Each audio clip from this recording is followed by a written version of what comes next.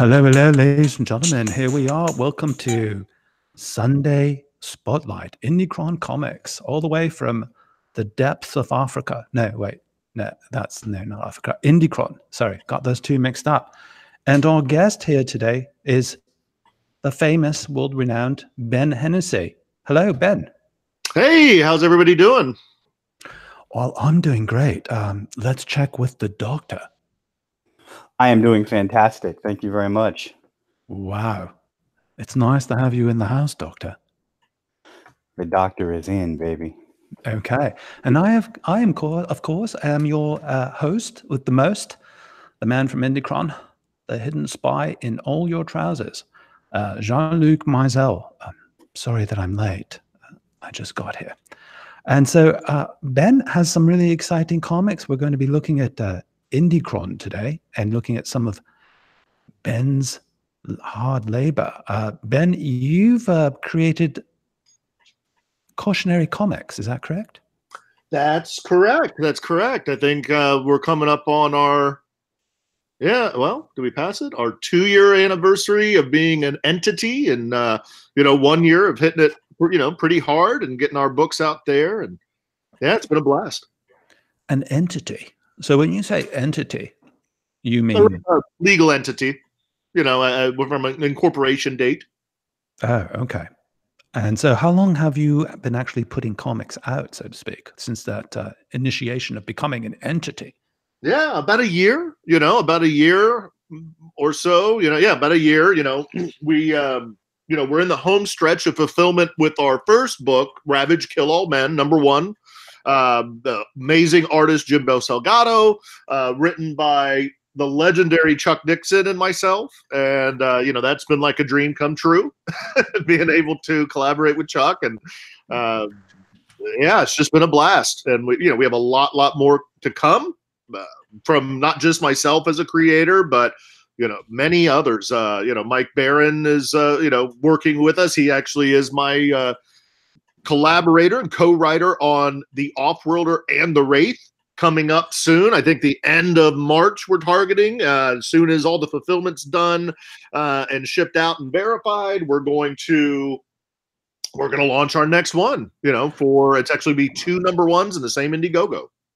Well, let's take a step back here and look at that name you just dropped, Mike Barron. What's going on there? This is a world-renowned individual, I take it. He is, creator of Nexus and Badger, and writer of, Batman and Punisher, and he's just the man. He's hilarious, and he's a great mentor. Everybody go to his YouTube series, on writing, and, see what, how these masters of the craft, him and Dixon and others, how do they do it, right? What is really going into a story? And, we can start to see, what's lacking in modern day storytelling, right? In many different formats. Mike Barron, the creator of Nexus, in the house. Dear Lord, be still my foolish heart. Hello, Mr. Barron. Hey. There he is. There's the man who said, grab him by the throat. That's right. That's my new mantra. Well, that's kind of always been my mantra, but just more, not in the writing format. I noticed that's why I feel kind of choky. You can grab them by the nuts. Well, that works. There you go. My one question to Mr. Barron that I have to ask is, working with Mr. Steve Root on Nexus, how was that? Oh, it was great. In fact, I just got off the phone with the dude 15 minutes ago. We're discussing the new Nexus that Dark Horse will be publishing later this year. Wow. Pretty cool. That's shocking news. Yeah, I'll send Ben a cover of a copy of the cover painting right now via Facebook, and he can put it up. Now that's going to be an amazing event, I think. It's going to be completely. I mean, it's just. It's new. It's new adventures, new stories. I'm excited about it. Go Dark Horse. I have to tell you guys, it's going to read a lot differently because dude is in charge now, and he has drastically changed the format of the strip. And you'll see that when it appears. It's much larger, but he wanted to do it like an old-fashioned Sunday newspaper strip. In particular, Prince Valiant, Hale Foster's Prince Valiant, And so it's going to read a lot more like an old Sunday strip. Wow, that sounds really interesting. I mean, if anyone is familiar with Mr. Rude's style, he's, to put it mildly, one of the most proficient and prolific artists to come in a long time, influenced by Kirby and various other great artists of the past like Hal Foster. So I can understand why he might take that route. Ben, can you put that graphic up on the Hangout? Look at that. Beautiful. Wow. That's absolutely fantastic. Wow. That's incredible. This is the first time I'm seeing it too. Look at the depth. Steve Rude is back. Oh, good. Man, amazing. So tell us more about it, Mike. Like, what's going to be the format? You know, how's it coming out? How many pages? Well, I'm not sure the size, but it's going to be much larger than a regular comic, but not as large as a Sunday supplement. I think it's probably going to be like 9.5 by 11 or 9.5 by 12. And what you're looking at is a painting of Gormando, the Eater of Worlds. And we've been talking about this for years. And dude said, well, what kind of Nexus story would you like to do? And I said, I always felt that Nexus should take on Galactus. But of course, we don't know Galactus. So we've created our own, and we call him Gormando. Well, Nexus was always one of my favorite characters. I mean, just brilliantly designed and portrayed. And I loved your stories. I mean, oh, thank you. You know that I write novels. Yes, I do. All right. Yeah, that's all I ask. That's all I ask. Just be aware. I'm just trying to raise awareness. We're very much aware, Mr. Barron, of your much renowned talents. So, Ben, aside from this off-worlder that the Doctor has up here, this is in Indiegogo right now, correct? No, not yet. It is on IndieCron upcoming. It will be going into Indiegogo. We're planning the end of March. So coming around we're in, pre-advertising mode. We're getting some things together for the campaign. But yeah, the biggest thing is we're getting Ravage. It's at, we went back and forth on some stuff with the printer, which pushed it out a couple of weeks, but we're getting that locked down. It's going to go into actual printing and fulfillment. Next week. Our target was the end of February to get everything shipped out, so we're still rocking and rolling toward that goal. Doctor, you want to go some pages? I'm sorry, Doctor, would you like to bring up some pages? Full screen pages. The Doctor's learning how to use Indicron. There we go. There we go. There we go. Let's go to the next one. So you have some sequentials up here. Yes, we do. Let me look at the page there. Yeah, Mike, you see the page in question? One of my favorites from Jordy. Okay, who's your artist? Jordy Armengol. Great. Yeah, this is looking beautiful. Doctor, next page, Doctor. There we go. Look at that. Yeah, that's really beautiful. So Off-Worlder is a fantasy. I mean, how would you typically describe it? Well, let me tell you how I would describe it. 7th century Scotland. Henry Gunn leads his clan in a ferocious battle with Viking invaders, but with victory in sight, he is ripped from space and time by an alien race. The Anunnaki seek a champion to stop another alien race from conquering all known space. Aided by the Egyptian goddess Serah, Gunn undergoes a hideous transformation, becoming something other than human, able to move through time and space at will, yet unable to save his wife and child. The fate of civilization rests on the shoulders of a troubled demigod. In the tradition of The Stars, My Destination, and The Silver Surfer, Off-Worlder is a star-spanning science fiction saga that will keep you riveted from first page to last. Wow, that was a mouthful. I didn't necessarily get the impression that this story was so amazingly complex and intriguing from, say, the few pages that are up here, or this. Maybe I'd need to reread the synopsis. Well, that's not the synopsis. It's just a blurb. Just a blurb. Well, it's a good blurb. We should put that up on Indicron. Oh, well, I'd be happy to send it to you. Thank you. Yeah, Doc, I would appreciate it. Are we Facebook friends? I'm not on Facebook, but I think get that to you on Twitter, but if not, I'll definitely get that over to you too. Yeah, get me his email address. That was interesting. It's jeanlucmaisel@gmail.com. Oh God, what the? I'm sorry, it's exactly the same Look in name. the group chat. I'll put it there. Well, Yeah. all right. Let's say it again. Jean-Luc. Jean-Luc Maisel How do you at spell Gmail. Maisel? MEISEL Just put it in at the group chat. gmail.com. Got it. Okay, thank you very much. Wow, I just gave Mr. Barron my email. There you go. So Awesome. yeah, this seems like a fantastic book, and you're going to be coming out with another one. The Wraith. Yes. So Off-World, or it's something that I've wanted, and had scripts for. I have really a lot of this is based on, and the ideas and how we all, I started working with Chuck Dixon and Mike are based on old screenplays, right? So I've had this kind of world and this universe in my head for a while now, and I'm trying to zoom into my picture here. Okay, so if you lock into my screen, this is the Wraith. This is the nemesis of, and I'm working on both of these with Mike Barron. It's been an amazing experience, a lot of fun. These are fun action adventure sci-fi fantasy stories. The artist is Stephen Strange. He is on Facebook, but a Strange Army on Facebook. A great guy, amazing artist. Again, this is going to be, we're releasing both of them at the same time, both #1s. So this is the eternal nemesis of the Off-Worlder, the Wraith. Mike, you want to give them an overview? Sure. Or do you want me? No. When Seminole policeman Patwin Gunn's wife, Nina, became pregnant, it was the happiest day of his life. But joy turned to sorrow when doctors diagnosed the unborn babe with an incurable heart condition. What would you do to save your child's life? Would you do anything? Gunn sets out on a seemingly hopeless quest to find Imagog, a mythical Latin American deity.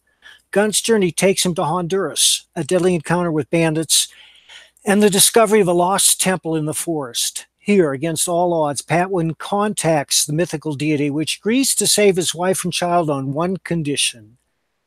Gunn will become Imagog's avenging angel. All Gunn has to do is foment war, famine, pestilence, and death. But Imagog is not what he seems. He is the representative of an alien race with ulterior motives. The universe is not what it seems. And last but not least, Patwin Gunn is not what he seems. In the tradition of Michael Moorcock and Doctor Strange, the Wraith will take you to a place beyond space and time where the unbelievable becomes commonplace.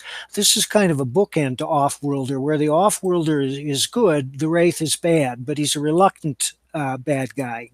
It's complex, as all good stories must be. Yeah, sounds absolutely fantastic. I mean, this is going to be set in the same universe as Off-Worlder? And Yes. Ravage and Magus, all of them are in one shared universe.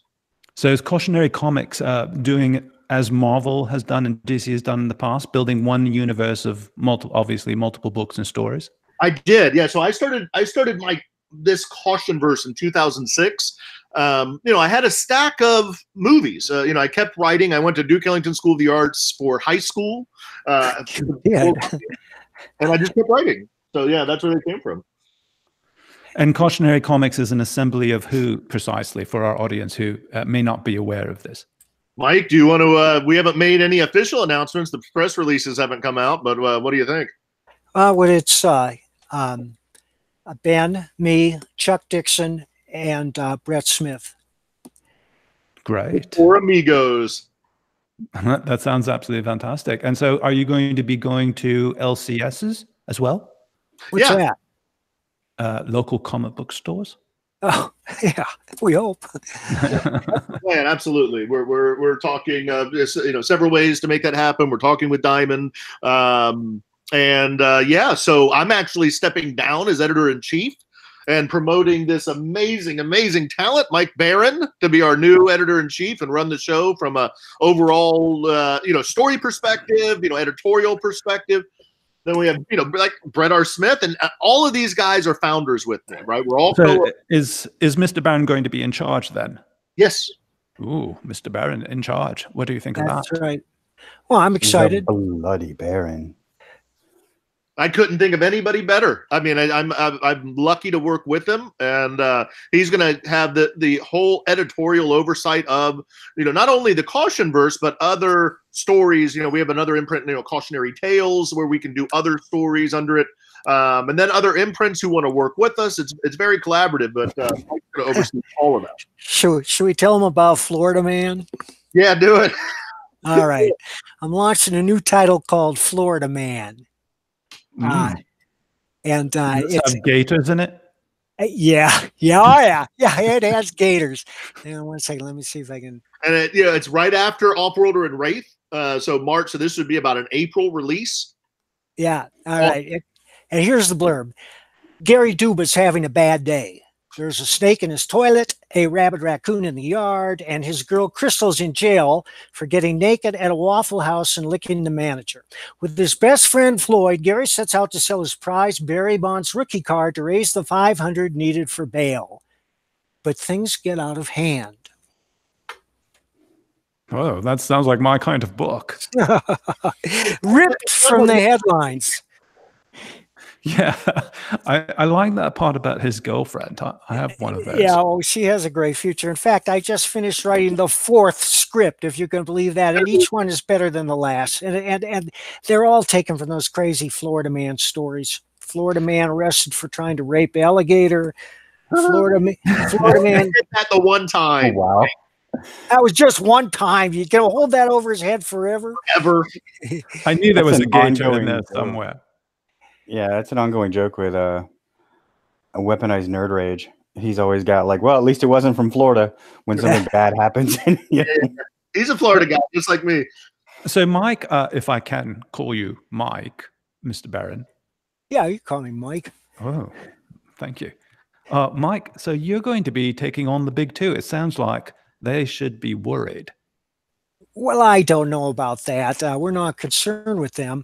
The overriding concern of Cautionary Comics is to entertain, and we have that tattooed on the forehead of every contributor, that our job is to entertain in the most fantastic and engrossing way possible, and that's what we aim to do. But certainly we're doing stuff that the big two would never touch, like Is this Florida Man. permanent tattooing or lick and stick? This is permanent. Whoa. It's Remind me not to mandatory. join Cautionary. Yeah, we're all getting matching tattoos. It's mandatory. Well, no, we can have it tatted on another portion of your anatomy for a small fee. And is this why Cautionary Comics is called Cautionary? Exactly. You gotta watch out, when you approach the material, and then, a lot of the big hard our books, we're going to have readers on it. It's going to be clearly labeled. A lot, especially my stories, are more on the mature side, right? So, it's not porn, but it is on the more mature content side. Yeah, so, just Florida Man, and we're going to offer that unvarnished. By that, I mean I'm going to use the language Florida Man would actually use. Right. And when I grew up, I read underground comics, the Fabulous Furry Freak Brothers, anything by R. Crumb. I love that stuff, and they didn't censor themselves, and we're not censoring ourselves either. But there's nothing in there for the purpose of titillation. It's all in service to the comic, but it'll be clearly labeled adults only because of language, nothing else. I mean, there's no bizarre sex acts or horrible violence. So Cautionary is going to ascribe to the sort of books that I think were called underground. In a way, yeah, right. In a way. I like all of my stories were on that kind of 80s grindhouse kick. Ravage was like, Lethal Weapon meets, Hulk-like warrior women, was the concept. I actually, it was called Savage as a screenplay, and, I reworked it and changed it around. And, but yeah, I guess that's the kind of the vision of it, the big scope, big action, high concept, stories that we all used to love, And is Florida Man going to tie in with this universe as well? Because it seems a little bit more. No, it's standalone. Oh, okay. Yeah. That was because I was wondering Galactus meets Florida Man would be a little. Or the Wraith meets Florida Man. No, I mean that's going to be more under like the cautionary tales, maybe, or maybe a different imprint from Mike. We're all coming together and collaborating too. Brett and Mike are working on something. I think, yeah, Brett and Chuck are working on something. Me and Mike, me and Brett, me and Chuck. We're all just kind of, it's like a jam band. We're just, and then we work with other collaborators, which so is put you all in a garage and you just start writing, huh? Pretty much. Yeah. Well, usually I have to stick the Doctor into the closet, lock him in there for a few days before he comes out with any writing, sadly. Yeah, and then he just writes over it with red and shoves me back in, I write everything with red. Can't you tell? Just everything is red. Very powerful. It's blood, man. Just blood. So that's all you got to do. Yeah, right. So when do we have to look forward to the Steve Root collaboration? I mean, that's incredibly exciting to me. Well, we have 71 pages completed. A few need to be colored, but probably not before the end of the year, but it will appear this year. Oh, wow. Is that so? I'm sorry if I didn't get that correct. What title is that going to be under? It's going to be Nexus. Oh, I'm sorry. I mean label. Like, is it going to be under a particular? It's going to be Dark Horse, right? Yeah. Regular. It's going to be a Dark Horse publication, but they do all sorts of formats. Right. Gosh, that's really interesting. It's going to be fantastic to see a comic in that sort of format. I'm getting it. Yeah, take my money now. Yeah. So, how do you see Ben the Wraith coming out like timeline for these books? So the Wraith and Offworlder are going to be released together in the same Indiegogo, both #1, so you can follow the story of these immortal enemies. It's immortal enemies in an immortal war. Forever war, right? But they're coming at problems from a different perspective, right? They have kind of the same problem. They both want to save the people they love, but how do you approach that? And what would you do? What does your moral compass say is the right way to tackle that problem, or the wrong way, or is there a right and wrong way? Is all fair in love and war? But it's going to be a fun journey. I mean, it's really these are action adventure, escapist entertainment stories that I think everybody's craving for. That's interesting information, because I wasn't aware that the Wraith would come out at the same time as Offworlder. Yep, same Indigo. We're also doing that with the Magus and Off Kilter. It's another story I'm releasing in 2020. Those are the ones I'm kind of focusing on right now, but personally, to doing some rewriting and making sure that's ready to go. But yeah, that's what we're doing for Offworlder and the Wraith. So when you go to Indiegogo this time with Offworlder, and I apologize if I don't quite grasp this, you're going to be selling 2 books in one Indiegogo, or 4 books in one Indiegogo? That's correct. Okay, both. What, 2 and 4? He's like, you are confused. That is correct. Again, it's going to be 2 books. It's going to be 2 series. So what we're envisioning is you're going to have the option of getting in with one or both. You're going to have 3 tiers. You can have a VIP tier where you have a nice, hardcover book, maybe even the 11 by 17, and you have a T-shirt and the whole, quality, right? And you get that throughout the year. But the first one will ship, and then it'll accumulate into a big graphic novel trade paperback.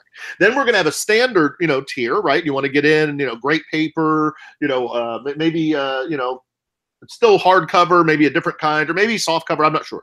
Then we're going to have an entry point tier. This is going to be the newsprint tier that you can get in, right? Get some copies, throw them in a backpack, go camping, and enjoy it.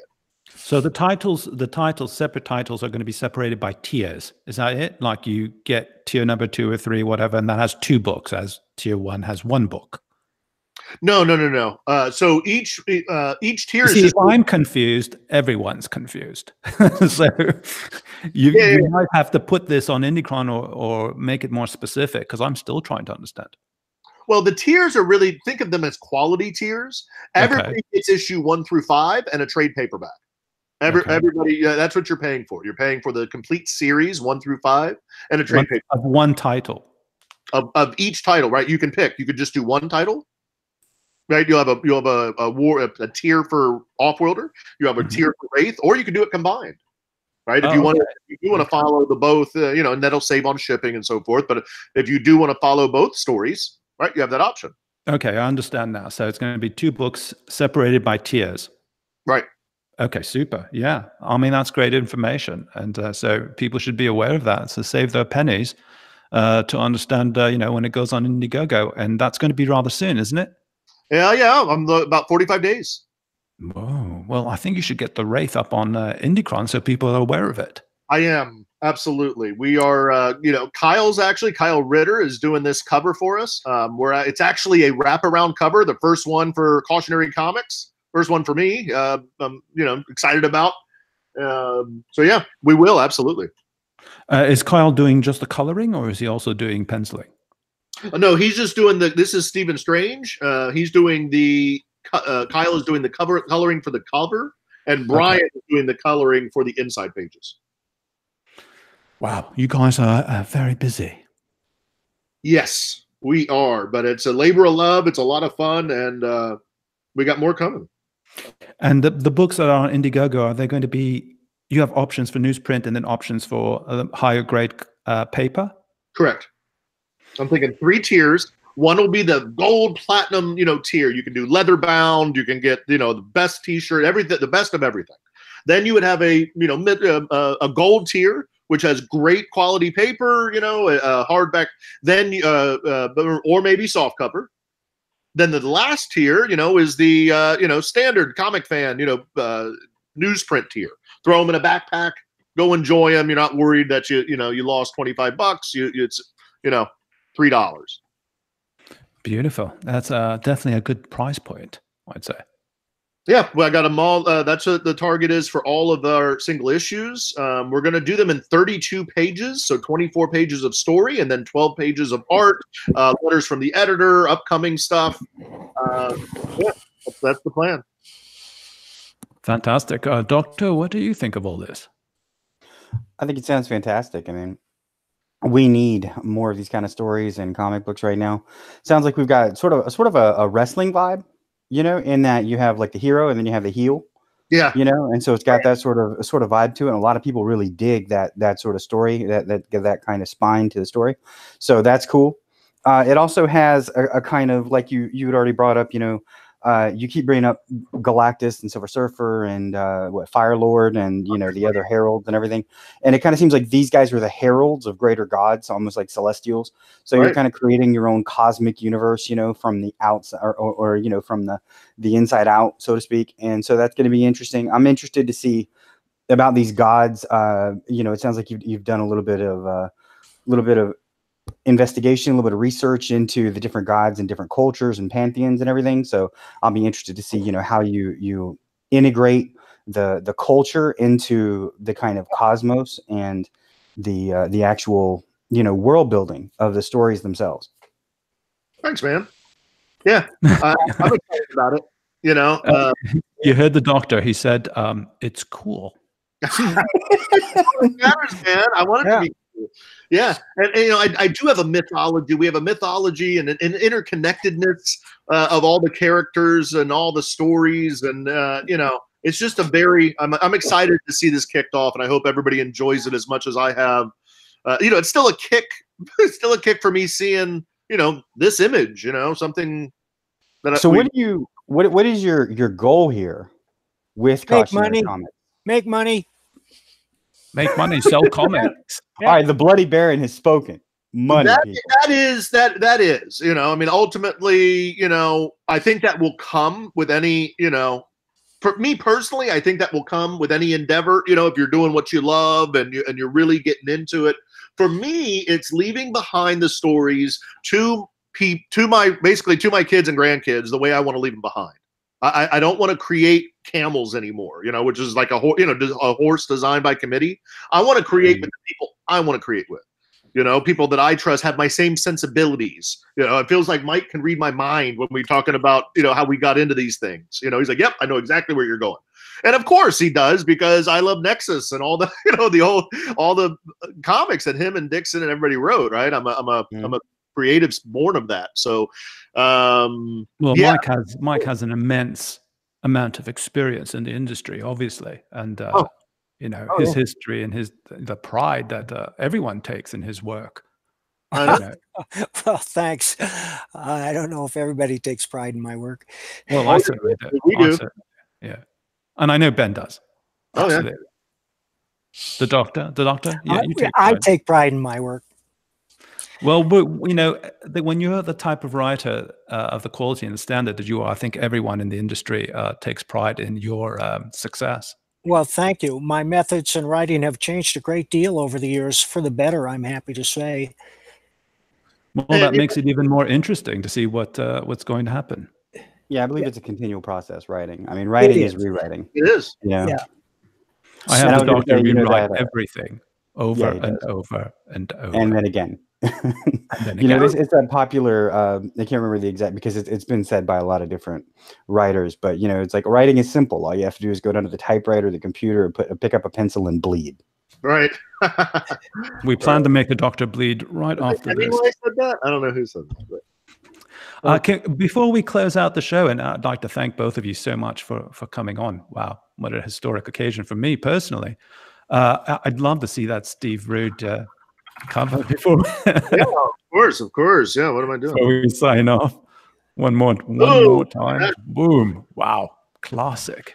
That's classic Nexus right there.